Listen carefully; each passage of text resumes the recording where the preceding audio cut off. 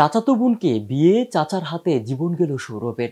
ময়মনসিংহে বিশ্ববিদ্যালয়ের শিক্ষার্থী ওমর ফারুককে তার চাচা বাসায় ডেকে নিয়ে হত্যা করেন। এ কাজে সহায়তা করেন তার শ্যালক। পরে তারা চাপাতি দিয়ে ওমর ফারুকের মাথা ও 2 পা বিচ্ছিন্ন করে দেন। প্রাইভেট কারে করে সেই লাশ নদীতে ফেলে দেন তারা। চাচাতো বোনকে বিয়ে করার কারণে ওমর ফারুক সৌরভকে এই হত্যাকাণ্ড ঘটানো হয়। এই ঘটনায় পুলিশ 3 জনকে গ্রেফতার করেছে।